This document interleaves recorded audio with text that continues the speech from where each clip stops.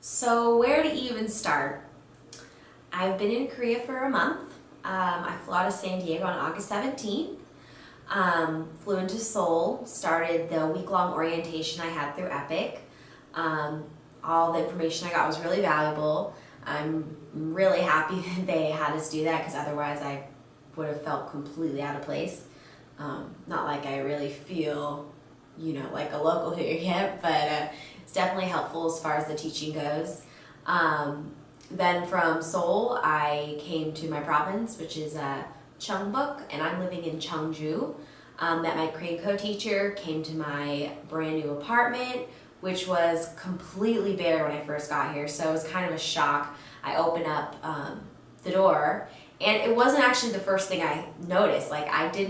I was obviously just like looking in the apartment what it was like, and I really was happy with it, but then I realized oh wait, I don't have a bed, I don't have a fridge, I don't have anything.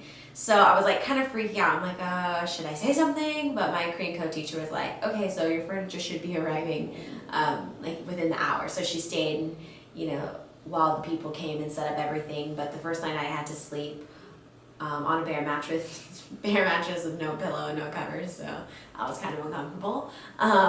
Then I went to my school, met my principal, and it was so hot when I first got here, so hot and muggy. I was wearing this suit jacket and this really tight skirt that didn't really fit me that well, and I was just pouring down sweat, so it was kind of embarrassing to meet him like that. And plus then he offered me hot tea, which I felt like I couldn't refuse. So then on top of my sweating and being all hot, I was drinking really hot tea.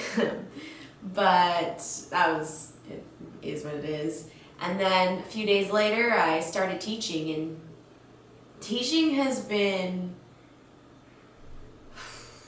rewarding, but it's also been very difficult. I've never taught before, as most of you know, so being around kids all day, every day, it's definitely I'm in a new realm here, and it's kind of hard because you want them to like you, so you don't want to punish them or yell at them, but sometimes you just have to because they run amok and they make your life hell if you don't do something. So that's been kind of crazy. I have an after school class and someone always ends up crying, sometimes several kids in that class. So definitely having a balance between a fun teacher as well as a teacher that they respect. I don't know, it's been hard for me to find that balance because if I try to play nice, I have kids running around the room on top of their desks and punching and kicking other students, and then if I'm mean, they just glare at me. But everyone tells me here that kids forget about the next day, so it's been difficult. Lesson planning, it hasn't been too bad. I'm finding a lot of interesting and good stuff on the internet, so love the internet. That's been, really helpful as far as lesson planning goes. The after school classes, those are the classes that I'm having the most trouble with, just trying to be creative and think of a new lesson every day, and as well as, trying to control all the kids in my class. So that's definitely been an interesting experience. And my co-teachers are nice. They're just super, super busy. So half the time, it feels like they don't want me there, but I know they're just busy and, they can't look after me 24/7, which I wouldn't want anyways. But I'm kind of on my own, doing my own thing. Life here in Cheongju, the city is great. I love it. There's great nightlife here, and bars and restaurants don't close till 6 in the morning.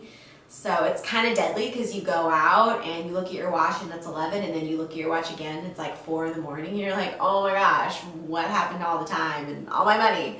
So that's been a lot of fun. Really tall buildings with bright fluorescent lights flashing everywhere, so it's kind of reminiscent of Vegas to me, the obviously Korean version of Vegas. So it's been fun going out, and I'm really enjoying going out with other teachers because we kind of swap stories and we just bond that way because we've all, well, except for some people who've been here a while or have taught in other countries, we're all basically brand new to this. So it's kind of a way that we cope, just like getting together and laughing about all the terrible things that happened and making it like positive, you know, just realizing that everyone is going through the same stuff you are. That's always helpful. I went to Daegu 2 weekends ago with my friend Sandy. That was fun. Didn't really see a lot because, you know, the bus system is kind of hard to figure out.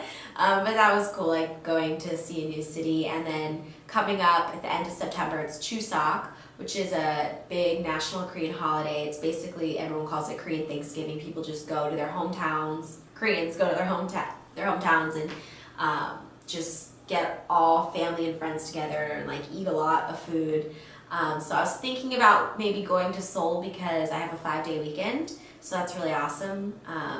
Maybe Seoul one day, and also thinking about just kind of keeping it local and kind of exploring the city. I went to this fortress up on like the mountainside last week, and that was really, really fun. Just like walked around. It was really beautiful because you got the whole view of Cheongju.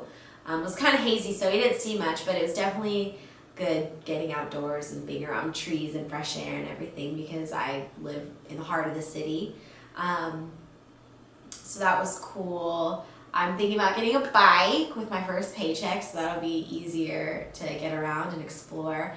The bus system is like really efficient, I've been told here, but all the stops are obviously in Korean, so it's hard navigating, like as far as transferring and stuff. One night I went to the bus terminal because when I had to buy my ticket to go to Daegu, and the cab ride ended up being like $8, and I didn't want to have to pay another $8 to get back home. So I was like, I'm just gonna chance it, try to find a bus, because I had taken a picture with my cell phone of my stop in Korean, so I know what to look for on the map.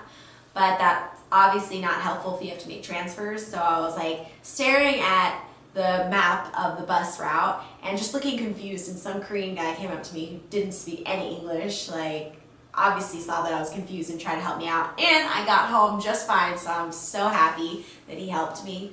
The people here are really, really nice, and the food obviously is freaking fantastic. Love Korean barbecue so much, and I get to eat it all the time, and it's super cheap. Honestly, it's cheaper going out every night and having like a really good meal rather than cooking, but I've been cooking at home, trying to eat my vegetables and such, so that's cool. There's no stove here, so I've just been, you know, on the gas range, cooking and everything.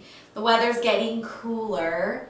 I'm so not prepared for winter. I don't even know what I'm gonna do because it gets really, really snowy and cold here. So it's gonna be my first experience with snow. It's gonna be interesting. I'm excited though because obviously I've never lived in snow, so new experiences are always fun. And what else? Some things that I've noticed since I've lived here about Korean people, kind of funny things. One, they're always talking to themselves, like literally talking to themselves. I thought at first maybe it was just my Korean co-teacher who kind of talked to, like, you know, thought out loud, but every Korean does it. Like I'll be walking in the store and, you know, hear someone talking and thinking they're having a conversation with someone else, but no, they're just talking to themselves. And they also run everywhere. Like, they don't even need to be running to where they're going, but they run there. So that's really funny. And it's like this, like, hurried little walk / run. It's, I don't know, it's kind of cute, but yeah, they're always running everywhere. And what else? Oh, Korean women, like, usually don't shave their legs. I've noticed that. It's not like they have a lot of hair anyway, so you can't really tell unless you're staring, but just something I've noticed. And the kids are super friendly here. Like, they obviously know you're foreign, so they'll wave and huge smiles on their face and say hello, hello, and yeah, I would say that Korean people are just friendly in general, so that's pretty cool. And they're helpful because, I mean, if you walk around with a confused look on your face long enough, someone is eventually going to help you.